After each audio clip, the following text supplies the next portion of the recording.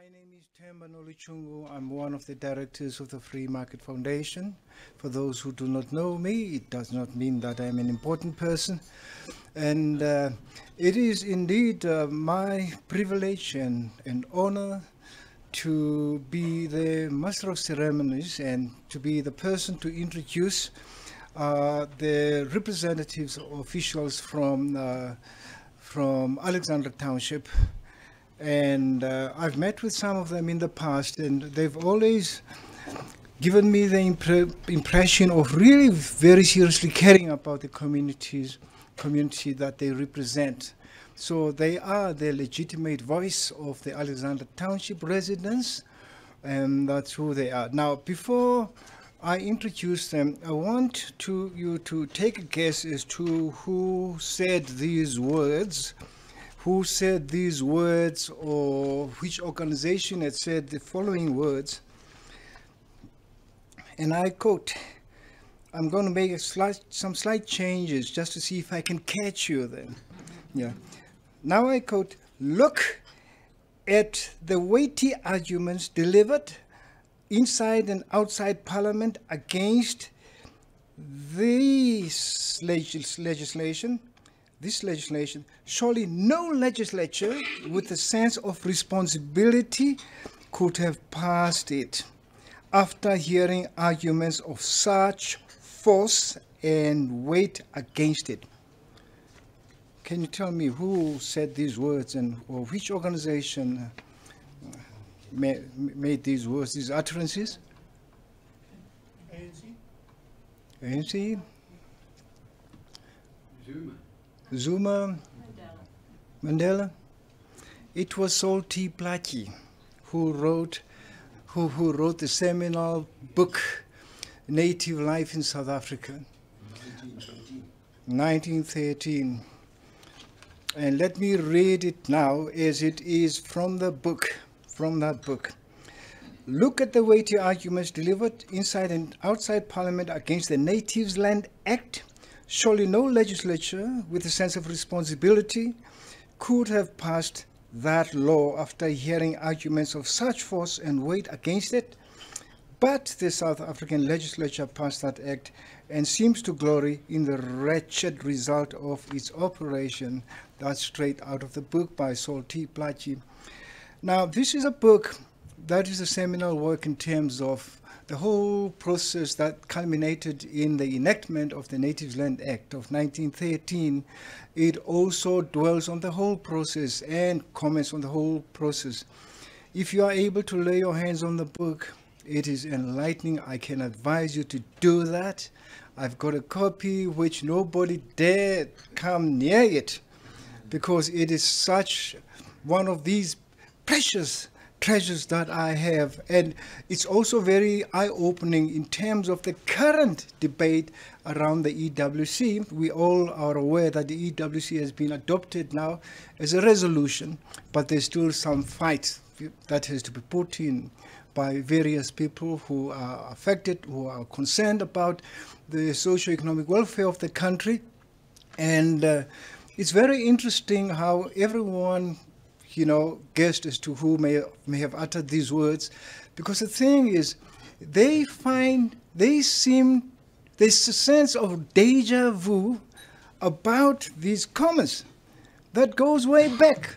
These comments go way back to 1913, and yet, having studied what has been happening around the discussion of the EWC, it seems like it's back to the future.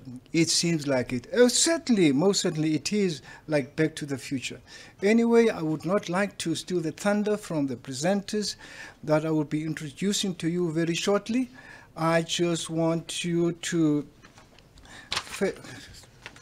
repeat what I've said. They are representatives of the Alexandra community.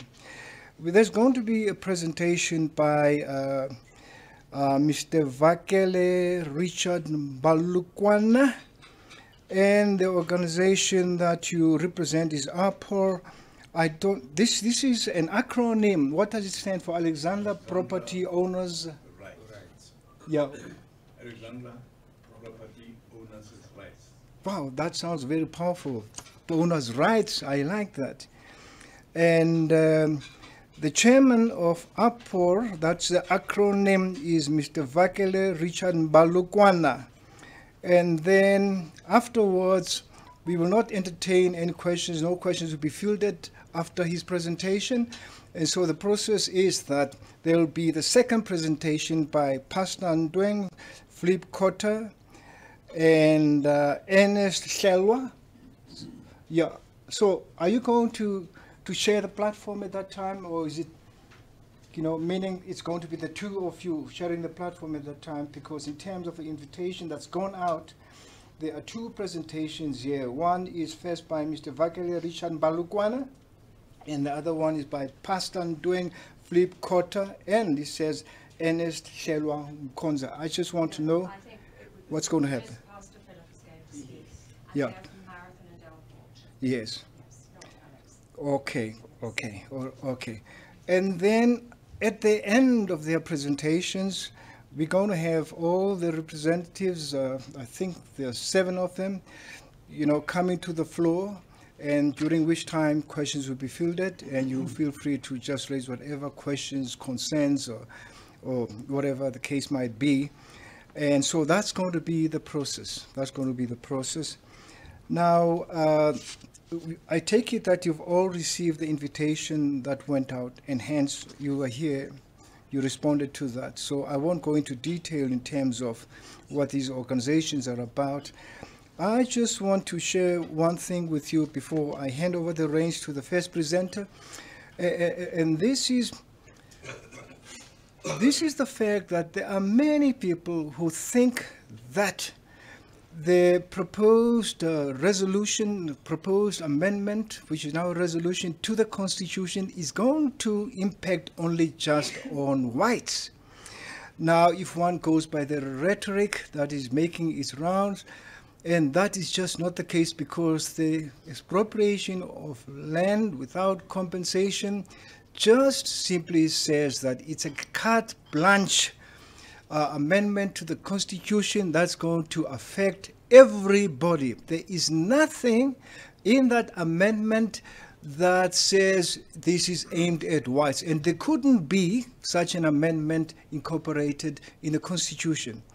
And so some people think that it's going to be whites who are affected, but the point is, down the line, if one were to think about what might happen a couple of elections down the line, there might be a totally different government to what we have right now. It could be a government that involves, say, a whole coalition of other parties, or maybe 2 parties or 3 parties, they might also have some kind of nefarious agenda in terms of sorting out, say, the Sotho-speaking, Xhosa, Nguni-speaking, or the Afrikaans and Xhosa-speaking, or English, and the Zulu, Xhosa-speaking, and so on. We don't know what the makeup of government will be a couple of elections down the line. And so once they see that there is this Constitution with this amendment that will have been effected to it, that would leave the targeted sector of the country vulnerable, because they could just simply implement, the constitutional proposal in terms of that would enable government to confiscate property without compensation. So it's very interesting that the Alexandra township itself has suffered confiscation of property without compensation in this present day. We're not talking only about 1913. We're talking about what has been happening in recent years. And so there's going to be an input from the representatives that will touch on that. And they feel they would like you to engage them, to probe and ask more questions. And because their cause is very, very important, and they've been fighting this cause for many, many years. And so, without further ado, I'm going to invite over to come and address us, Mr. Vakele Richard Mbalukwana. Please come over. Oh, before you do that, I'm sorry about this. We have in front here our colleague, Jane Pocalione. She is the media liaison person. So at the end of the event, or this will be part of the event, feel free to engage her. Because this is a media briefing, and everybody who is here is invited to engage whoever they might want to engage. So there's Jane, and there will be the officials out there who will be on the stage at the end of the presentations, and then you should feel free to engage them. Now, Mr. Vakele, Richard Mbalukwana, please come up.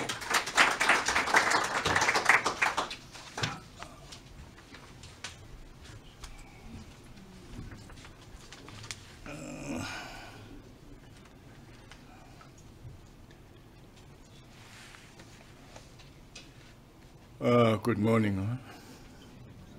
My name is Vakele Richard Mbalukwana.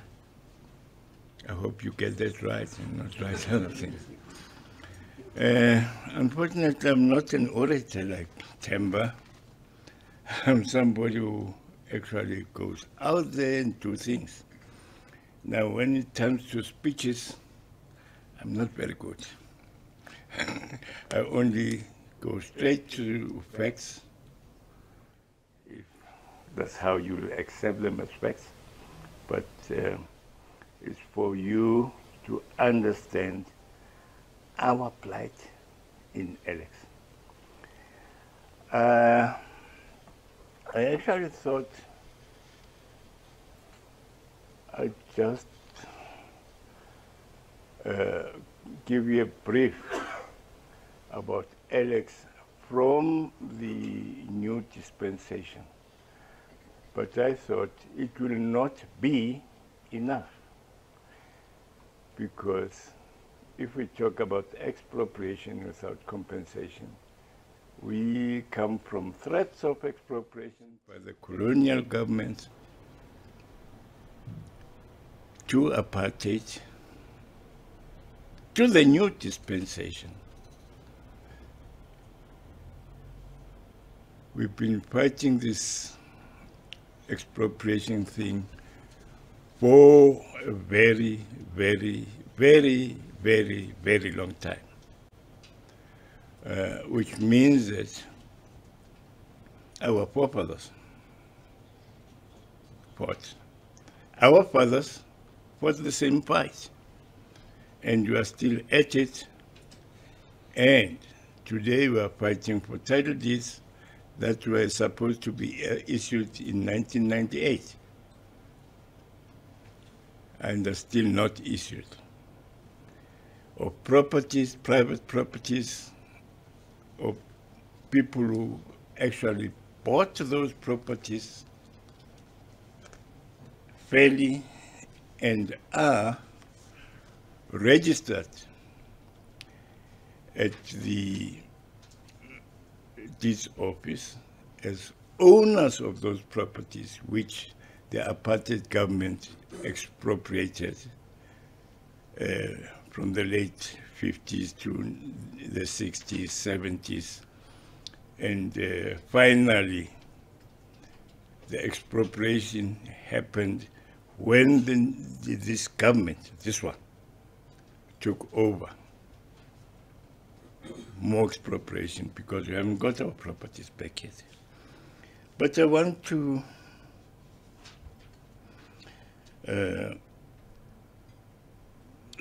just share with you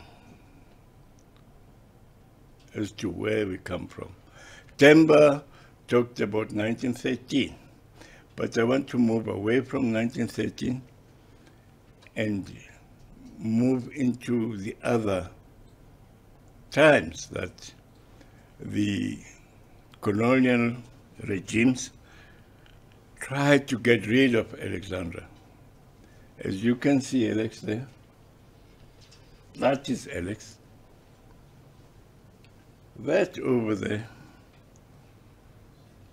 is Sentin, which was built in the 70s, from plots to what you see.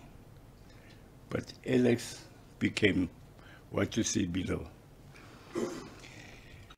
Let me start with when Alex was still called Syferfontein.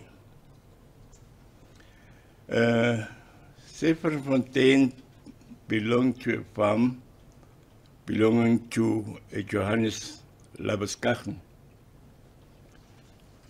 who in 1905 sold it to Herbert Pappenfuss. Herbert Pappenfuss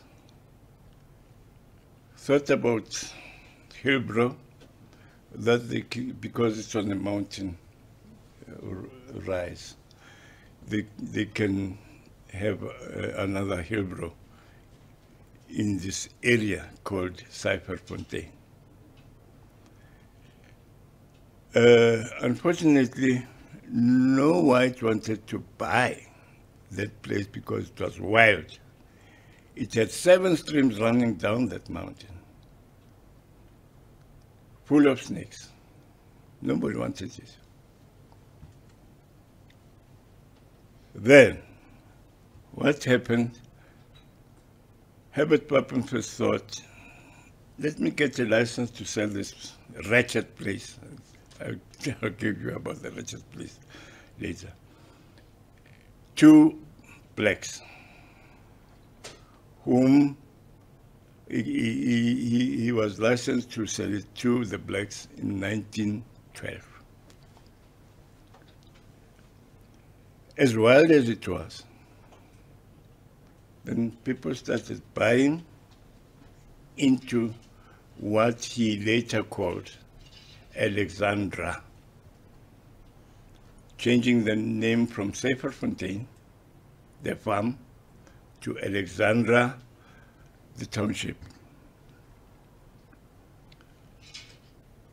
1913, we all know the law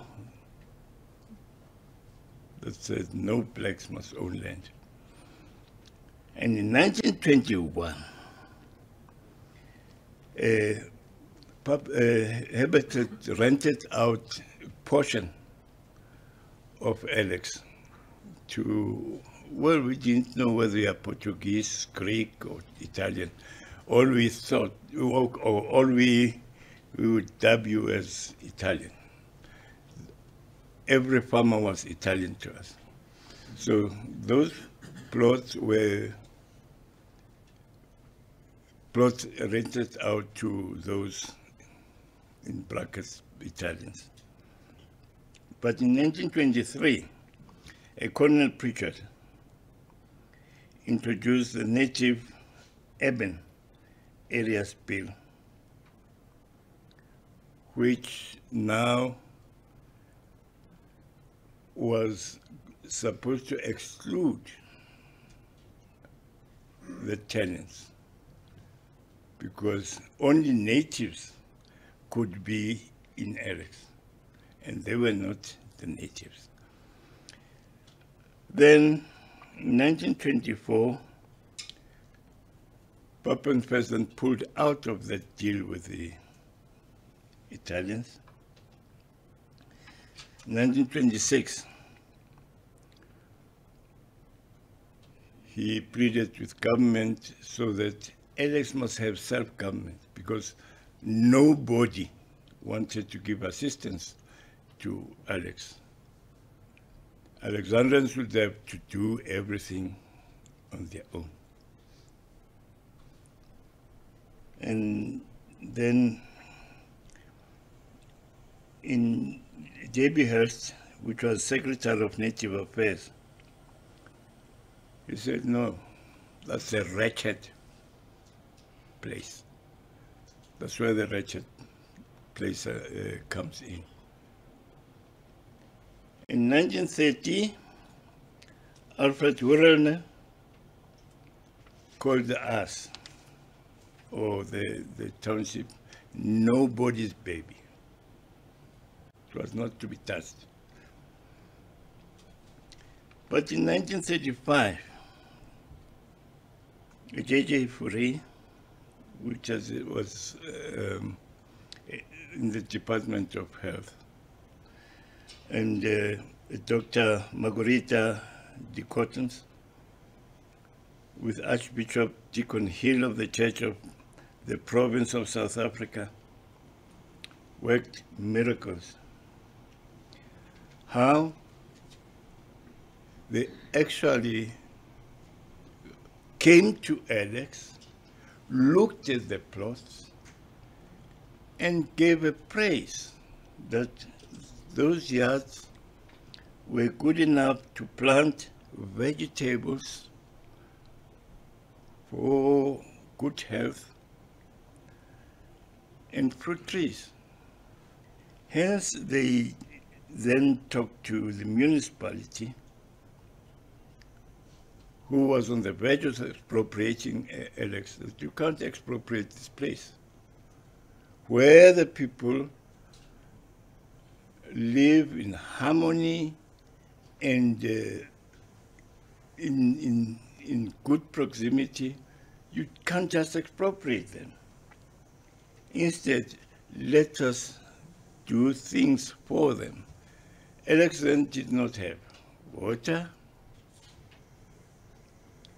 Water was from pits, because that's another thing. Alex was full of what my father called the eye, because water was seeping from the ground. Then they would build pits around those waters, which they talked to the municipality to exonerate Alex and not expropriate, which now happened not to have sanitation, with dig holes in the yard like in the rural areas, did not have a graveyard for their dead. The dead would be buried somewhere in the yard, like in the rural areas. And that is only when Alex was recognized as then a black spot. Then around 1936, before the war, Richard Freetham then again proposed for expropriation. In 1940, but that failed as well. Those were all the threats that Alex lived under during the colonial times. And 1940 was the first time Alex received tap water, but not even in the yard, but at corners. At corners. One tap at this corner, another at that corner, another at that corner. And then after Wasser allowed for a removal of human death, if you understand what I mean. Sanitation and so forth, buckets to be removed. That was when Alex received a bucket system, 1940.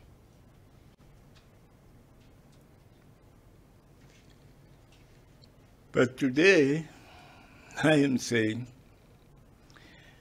never, never, never, never again. The same message I sent to the Expropriation Commission. Must expropriation happen for the black lands and property. We've gone through that many times. We can't go through that again. We have been victims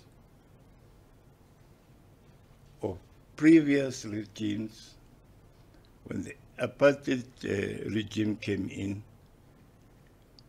and used certain laws of what they then called slum laws, were they able to expropriate. Let me go through my list here. My heading is that never again must black land and properties be expropriated. Properties in Alex were expropriated by finally the apartheid government of the National Party, a racist party that is allied to the DA. I'm sorry, but I must bring that through. I specify the apartheid regime because it did the expropriation that was done by the colonizers, and was, because there were expropriations even then in drips and drabs. Resistance by the property owners has been going on from the late 50s, the early 60s, and up to date. We're still resisting.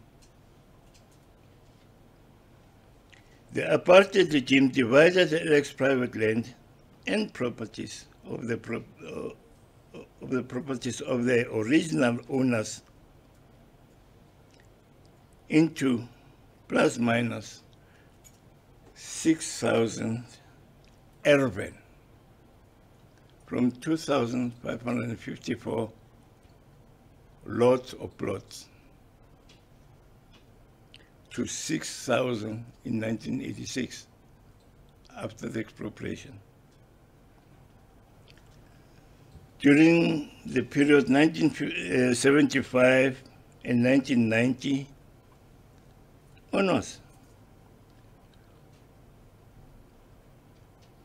the evil regime forced to sell some of the urban to first the property owners.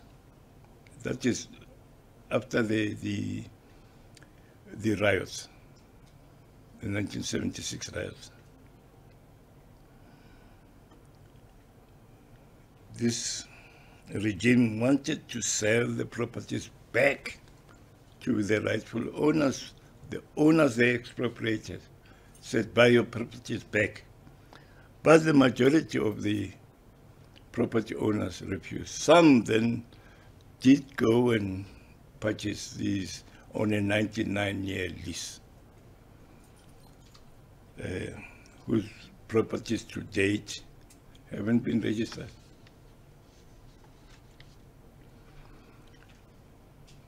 Then, because the rightful property owners did not want to go that route, what they then did was that they opened the sales to anybody who would come with money. Come with any money, send you anything. In 1995,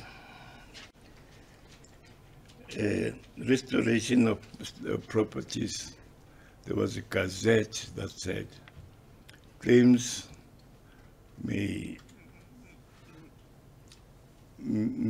people may come and claim their properties during 1996 and 1998 as demarcated.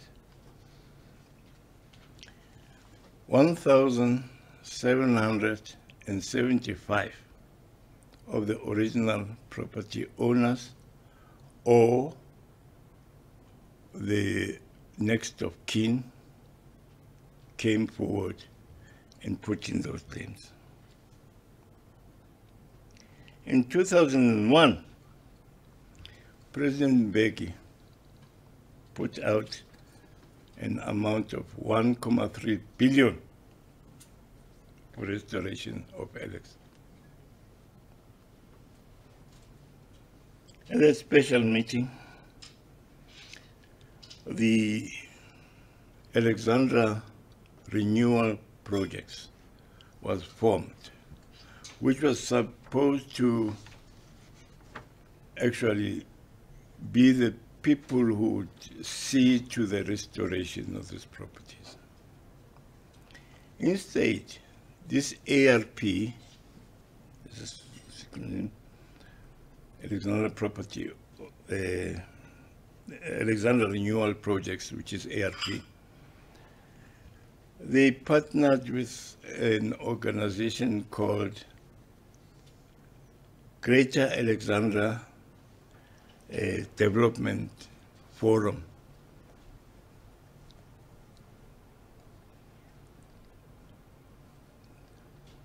Then, from then on, I'd say to date, there's money coming from government to these projects every year, and Galap was being graced with the money. But we don't see a difference. In fact, Alex has become worse. Now it has become a slum. We're talking about an Alex that then, when it was Alex, the owners were building houses the same as you could see in Kensington. You would see, I'm just counting the older townships, the white townships, Yeovil and so forth. But it has become a slum after the apartheid regime. And the ARP and GADF were enjoying what was coming from the government. We haven't seen what one can say, this is restoration. Because the first thing which is titled is, no way. In all these years, from 98, this is 2019, 20 years. Yet, I say here, to date, no financial statement or audited report has been forwarded. Nothing. Money is being poured in, but we don't know where it ends. We don't see where it worked.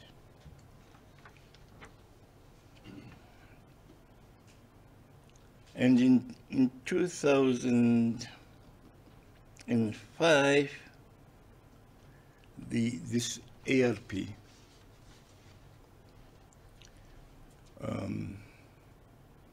what it did, it started destroying or demolishing houses that were built by our parents, the ones that I'm talking about. That our parents were building houses that we would copy from the white suburbs. They started demolishing those areas because they want to develop whatever, something that never happened.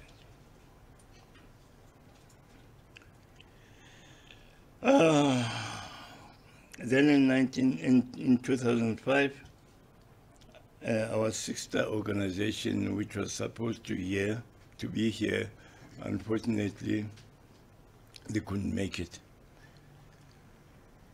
was then forced to go for an interim interdict, which was granted in 2005.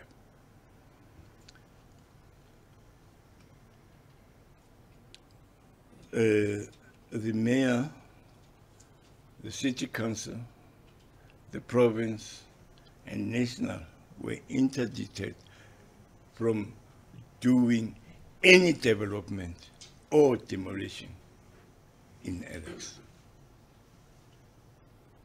By 2009, that interim interdict was finalized,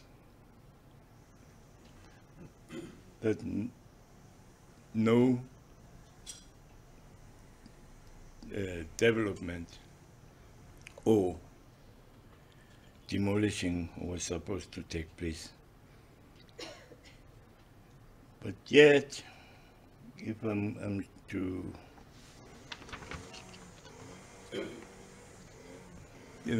I've become emotional at times when it comes to these matters, because we've gone to every office of government, trying by all means to get a solution to our plight. 2007, 2008, 2009, Premier's office, MEC's offices, MMC's offices. Like I say, to date, we're still fighting for the same cause. In 2010, on the 29th of March, we marched to Luchuli House. There's a gentleman here who was party to that march, Leon Lowe, accompanied us to that march. And on the 5th of April, it took us years going to all these offices, not getting a response. But it took 4 days or 5 days for the then president to order the then Premier Mbalukwana to make arrangements with us. That is when the land trust team was born. Took us less, but it took 5 days to have the land trust team. But then, nothing was happening. Then after meeting, after meeting, after meeting, after meeting, and as soon as serious questions are asked, then the meetings will stop. And when they start, it will be a restart from somewhere down there where we had gone through, because it will be a different person who restarts the matter. So in 2014, Jacob Mamabulo came into the scene. He was the new MEC. Jacob Mamabulo,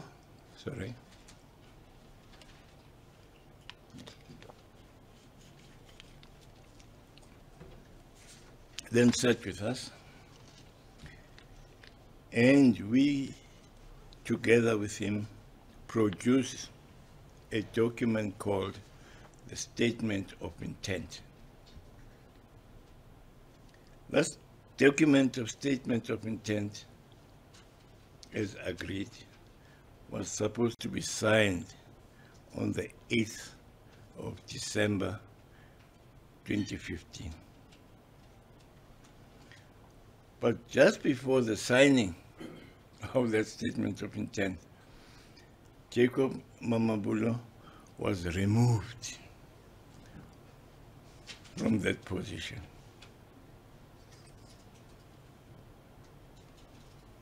A new man who was not new in those positions, Paul Mashatile came in as the MEC. And when Paul Mashatile came in,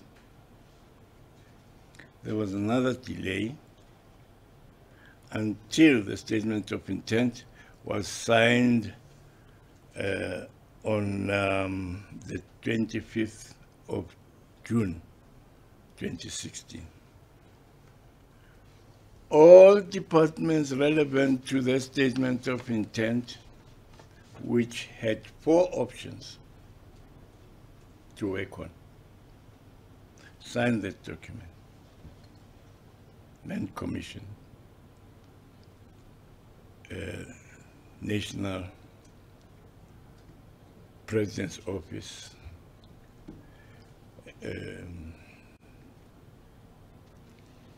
whatever, housing, signed the document as a working document on those 4, only 4 items. One was that all property that had no problem should be issued with title. 2, those that may have been occupied because hostels were built on our properties. Churches were built on our properties. Schools were built on our properties. Those can't get those land and properties back because of those huge elephants on their properties. Then those must either opt for an alternative place to go to, and that alternative place must have a structure. Those are the arrangements. Or those property owners who opt for development can be partners with government or private businesses to develop Alex from within. And lastly, the 4th one was for those who then opt for financial compensation, who say, we've had enough about Alex. We don't want to see peri-urban coming into our houses, kicking our doors down, and being arrested for not having a permit on your property. Or when you visited your mother, when you are found in your mother's premises, they say, where is your permit? No, I've just come in. We are arrested for that. But that's not today's. Because today we want to emphasize on this expropriation thing, that it must not touch us anymore. Then, after the signing, nothing happened. We then, on the 6th of August 2016, there was a new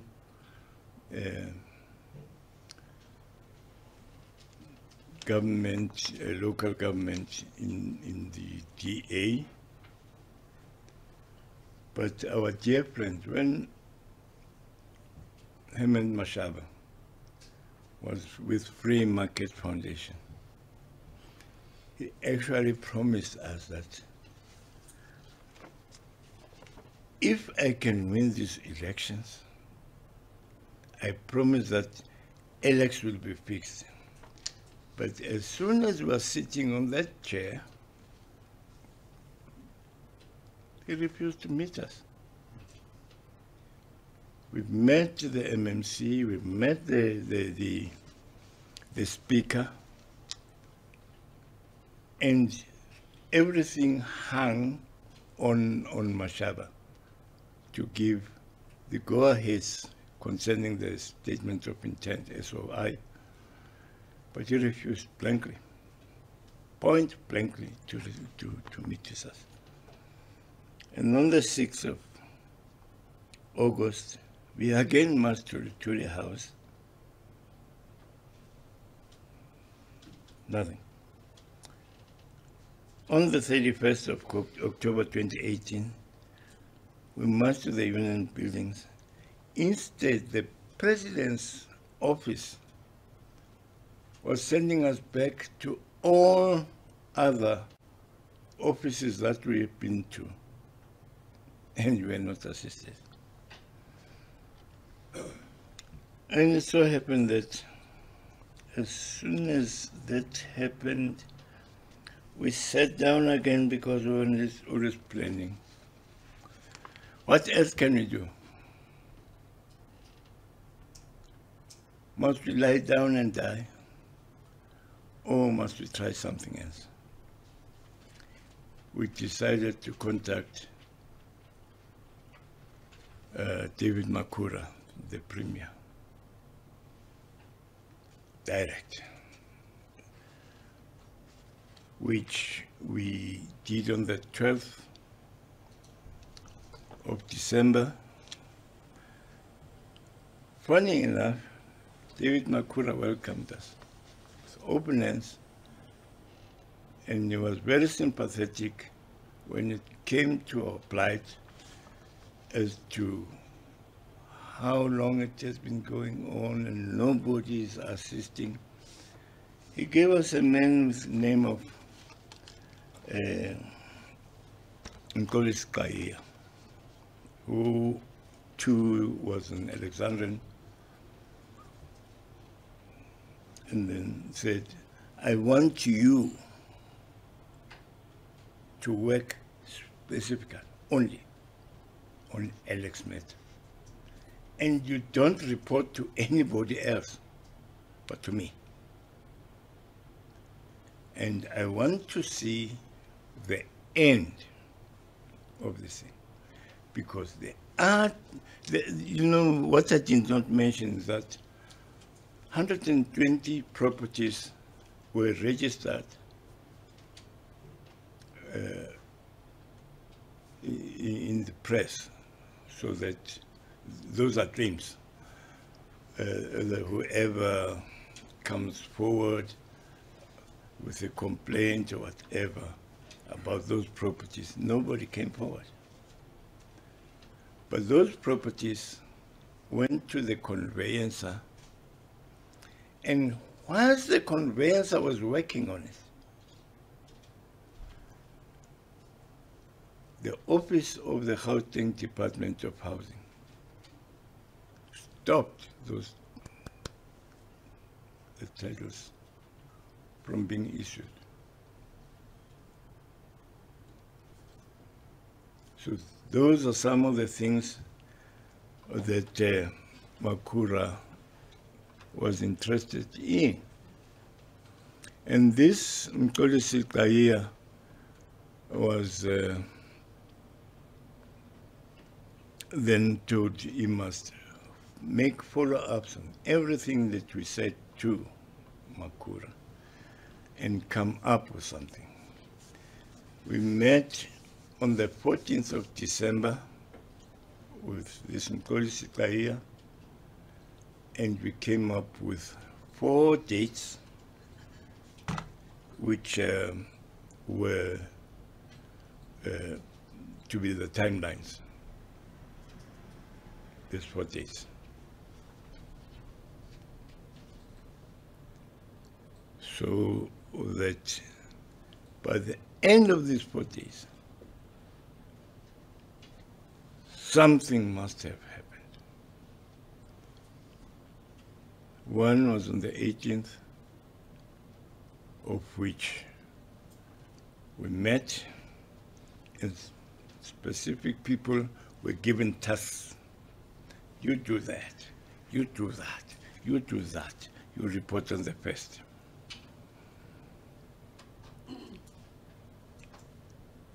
So that was the first time we had time frames.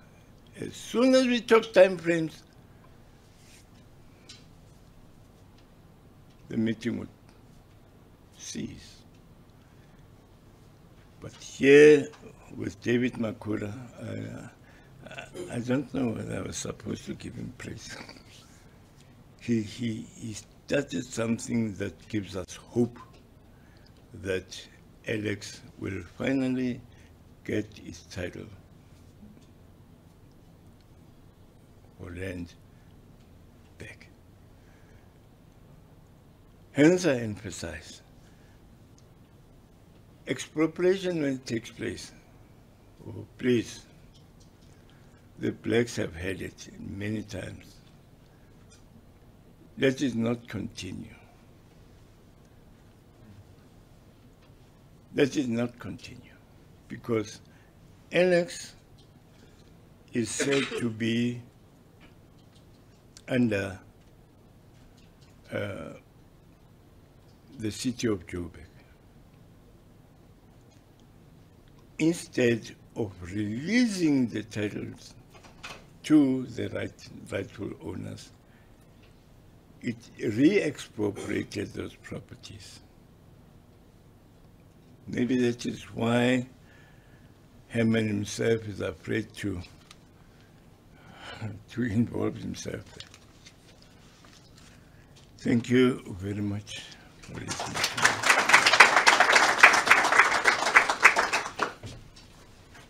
Thanks very much, Vakele. Sorry about mispronouncing your surname.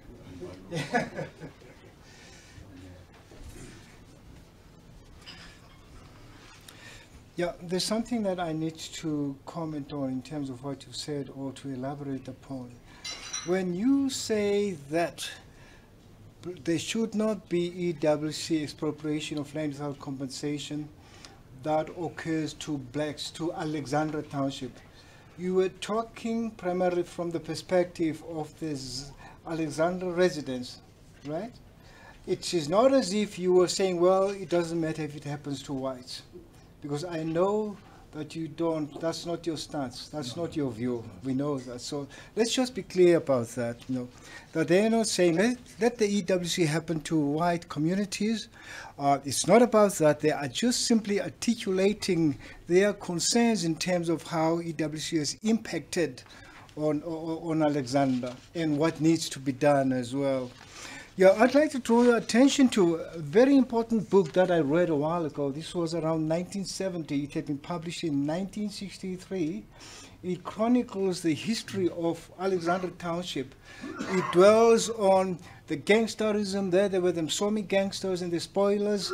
And at the end of the day, when I met Mandela for the first time, when he was president, he told me about this story, but I knew all the details because I had read about Alexandra in this book. So they had been the Msomi gangsters and the spoilers. And at the end of the day, they were prosecuted, and about quite a number of them were hanged. They were hanged. You know about that story. Now, the title of that book is The 65th Defendant. And here, the author, his name is Gary Alligan. I've just looked him up because I'd forgotten as to who the author was. He details the social life, the realities of Alexandra Township, and captures that very, very well. And he ascribes their misery to the fact that there was this apartheid government that had been responsible for all that was bad, that was happening in Alexandra Township. And he said that because there were 64 defendants, some of whom were hanged, as I've explained, the 65th defendant had to still appear in court, and that was the government at the time, right? And that last chapter details to what extent the government had been responsible for what had happened to Alexandra Township. So that's a book I think you should lay your hands on. I have Googled and have ascertained that it is available via Amazon. You can get it from Amazon. I'll furnish you with more details pertaining to this book. So I impress on you that you need to lay your hands on this book. And for everybody who is here, if they want to know about the general history of South Africans around that time, And that would be one of the books that I would recommend that you read, besides Saul Plaatje's book. Now, I'm going to ask Pastor Kota to come over, to come and address us. And will Ernest Konza be with you when you address the audience? What's the situation? No, that's all up to you. I'm leaving it up to you. But let's just be mindful of the time management challenge here. So we are interested in all the details. We are interested in all aspects of your presentation. So that does not mean that, okay, that's going to come across very bluntly, but go ahead, do the presentation, but capture as many of the essential details as possible, because that's what we need to apply our minds to at the end of the day. Now, once you will have done your presentation, just remain standing over here, and then we'll bring the chairs up to this floor, and then the stage, and then you'll all be seated, and then questions will be fielded. And so feel free again, once more, all those who are present, to engage the people who will be here, the officials, legitimate officials of Alexandra Township. Over to you, Pastor.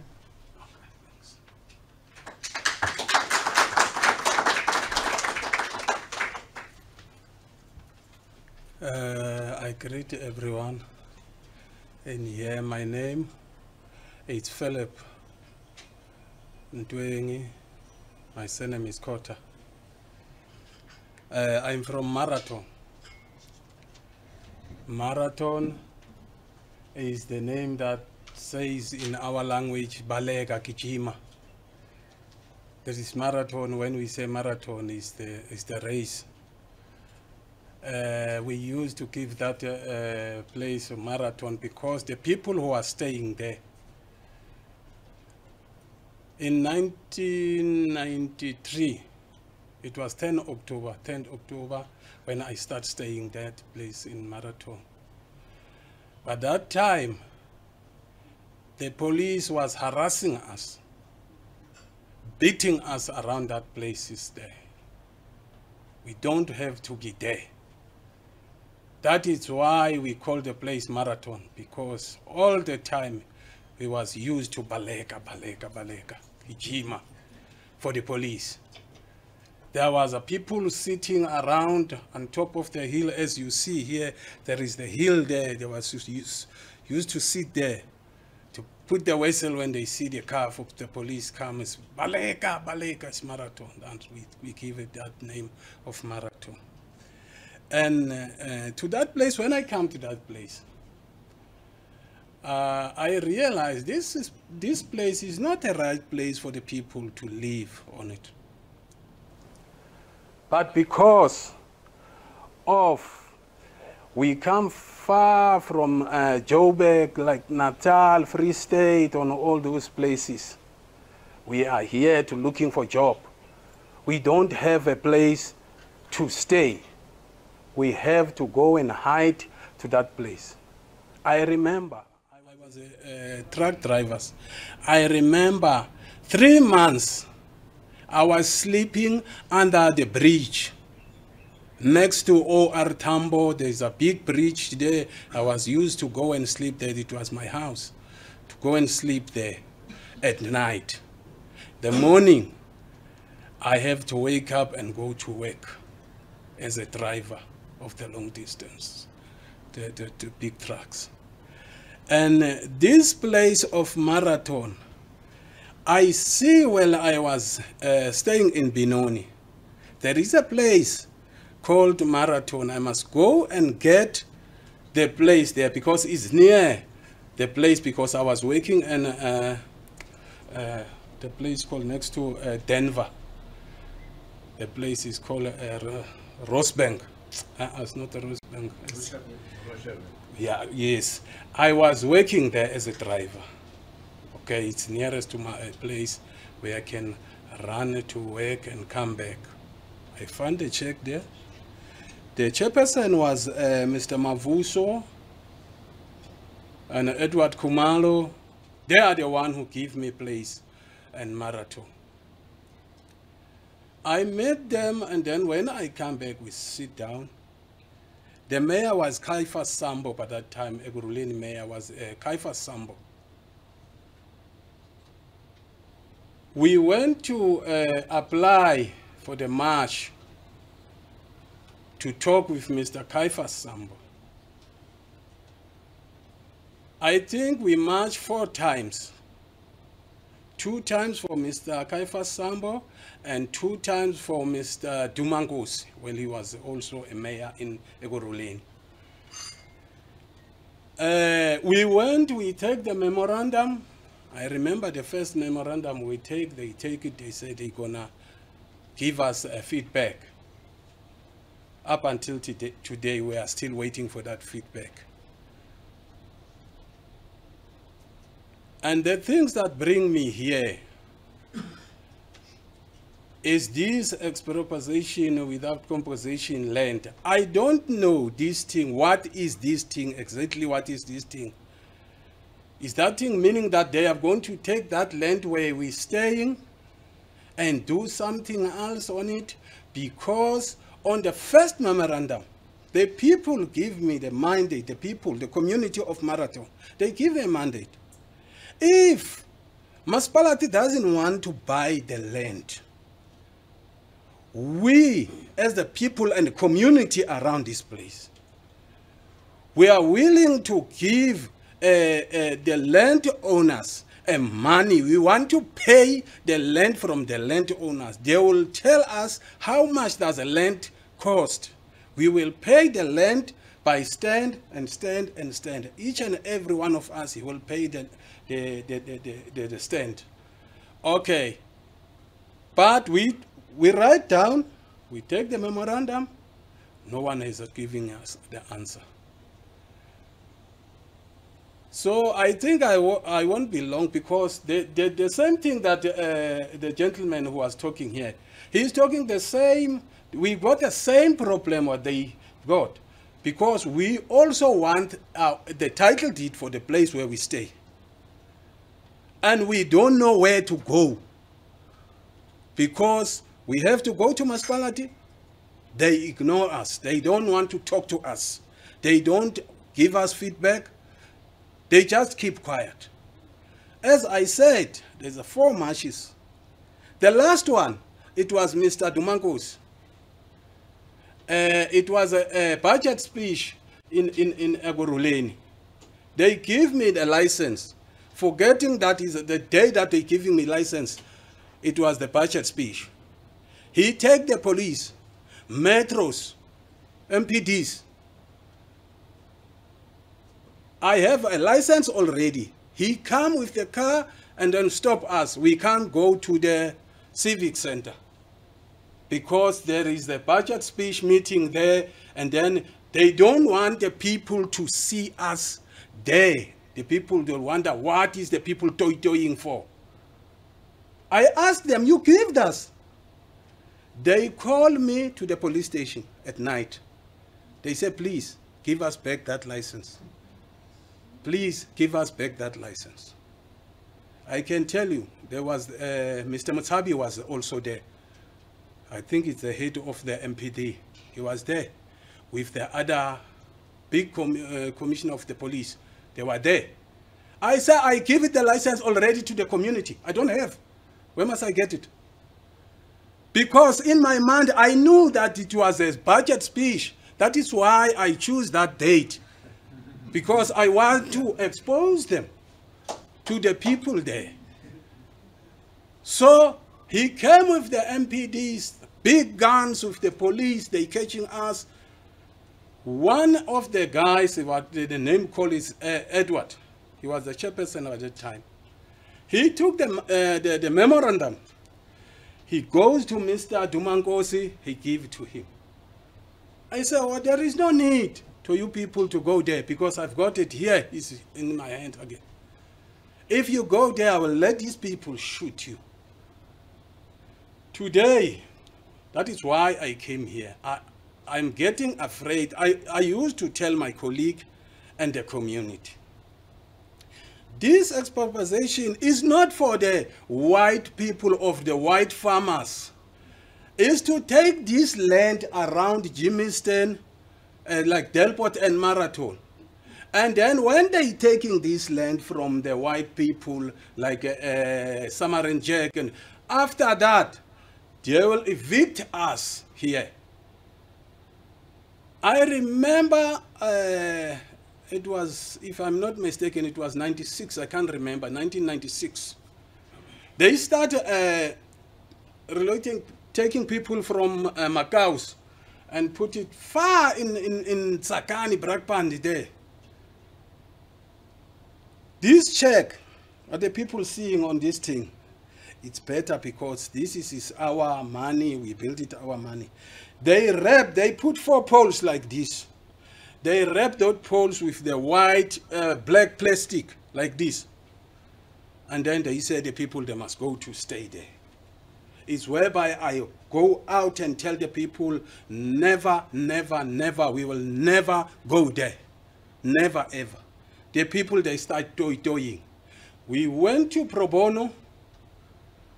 Pro Bono, he helped us a lot because he sent to the Red End and MPD, the people who was there around there, taking the people out of the places. The lady, I remember the lady, he drive from Santen to that place. And he told them, who give the eviction order for these people? Please, can you please give me a piece of paper? No one was giving that paper. They just stopped taking people away from the place. They stopped. Because we heard when they finish with Makaus, they coming for Marathon. That is why I ran to Pro Bono to looking for help and tell them there is a situation what we have in Eguruleni. So that is why today I said I must come here. Maybe the good Samaritan can come and said, oh, enough is enough. The people are tired now about these things. When Mr. Masina talking about this expropriation without compensation, I told the people, be careful. It's not Mr. Van Veek's land that's going to be taken away. It's this land where you live in. After that, they will chase you out of this land because they had the land now. And then they'll chase you out of the land. So I think it's enough. That's what I just want them to know, that the other people also know about them. But they think when we're sitting there in the squatter camp, we are Mampara or we were stupid, I don't know. Now that is why I came to the people, trying to expose them.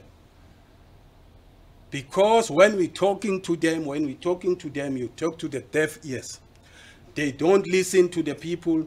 They didn't give an answer for four matches. No answer has been given. I'm not alone, like Baba said now here. I'm not alone here. I'm with Ernest Mkonza. He was there before me. I came there. When I came there, he was also a community leader. I'm the community leader. Even now, I'm the community leader and the pastor of the place. So I feel very sore about when I see the people struggling. People, if you can see the place, Mr. Leon have been there, and then some of the other people have been there looking. The place is very bad, very bad. The people can't live there. Very, very, very bad. And the people there, why the people are staying on that place? It's near to Jimiston. The people, they can collect the tin, the plastics, whatever they collected, they can take it to the scrapyard. They're walking to Jimiston. They don't need a transport to transport their things, their goods to the scrap. They are just walking. Our children, school is there. They are walking from his father's house to the school. Now, that is why I said these people, they are really thinking about the people. This is not for the rich people of the rich white people. It's for the black, poor people who staying in the squatter camps. of the shack dwellers, I can say. That is why I came here. I want them to know that what they're doing, it's not good for us. They don't know us, but towards the elections, you'll see them in our places walking around. Hey, voter for council. You see. Now, the bad thing that I hate about these people, they've got councillors. You talk to the councillors. We sit with the councillors. We told them they're our problem. If you can go and see, like Davidtons, for example, Davidtons, other squatter camps, they've got electricity. They've got running water. The water that we have there, it's our water. The people put their own money to put the taps in there. Because I've been trying to get the landowners. They don't even want to tell us who is the landowner. When you're asking, we can't do nothing there because it's a private land. But on the election time, it's not a private land. You can see the car, municipality car, they came in. They put tent there without asking any permission from the landowners. They put tent there, IEC tent is there. If you are, I wonder the landowners, he know about this thing. No. This is not a private land. How can these people come just put the tent here on the private land when we ask them to? We don't ask them to buy houses for us. They must just get the land for us. We will build the house for ourselves. They don't want us to talk. We must just keep silence until they chased us out of the place. I think that's all what I can say about the place where we come from, because what the guy said, the same problem what Mr. Vakele said here, we got a same problem. And Alex and Marathon, I'm talking on behalf of Marathon and Delport. So we've been trying until we meet Mr. Leon. When Mr. Leon is sitting with us, I told Mr. Leon everything about the places there, what I said now. We have been trying. Why you don't go to Maspa? We have been trying many times, not once or twice. Many times we're trying. They just take that papers that we give in a memorandum, they put it under the seat of maybe in the dustbin. I don't know. That is why I want to know what the people, I think these people now, they're thinking, that is why now I ask today, no man, I must go to the media. Maybe the media is going to help us. Make these people to wake up their mind and not thinking that we are an animal when we're sitting there in the squatter camp. We are a human being like them. Even now when you open the TVs, because we got a small TVs there, I tried to get electricity in one of the company. The white Mlungus, they came there with me. I work with them, with Patrick. They show us we can connect electricity there and there and there and there. You know what they did after hearing that? They put the solar panel, small solar panel like this one. They said, hey, these people, they'll munch your money. They'll munch your money. Don't put money there, and then we will bring the solar. That solar, you can't use that solar for 6 or 5 hours. It's dead. It doesn't work. You can't look TV on it. You can't look nothing on it. I talk to my people. My people, please, let us put money together. They said to me, okay, go and call them Mlungus. They must put electricity in and we will pay. They said in the public meeting, Councillor will come. Let's see what they're doing. Councillor will come. These people are they eat your money. Don't ever put your money there. They'll eat your money until the project stops. That is why I came here today and said these people, maybe if they see on the media there is people who sitting in the squatter camp there who are not stupid. It's not to say that people, all the people who are sitting there in the squatter camp, they are not working. The people, there is a people who working there, there's educated people who stays there because we are not paying rent there. The fact is that we are not paying rent. The people are staying there because they are not paying rent. The landowner doesn't ask us the rent, there's nothing we pay there, nothing at all. You just sleep, you wake up, you go collect your scrap. If you collect the scrap, you sell it, then you eat with your children. That is why people sitting there. But those people, the service is bad inside. If you can get inside here, the tap has got running water. The people, they can't all the time fixing tap and do that and do that. They don't have money. We call councillor. Councillor, look, what is this? Councillor, so I will call to the people to come and fix it.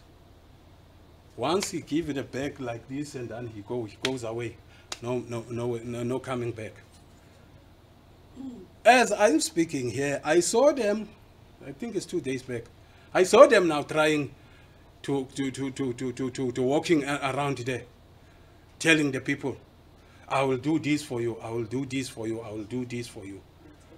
So that is why I came here and said, oh, these people, before they came to the people, they must know. The people, they know what they're doing about them. Thank you.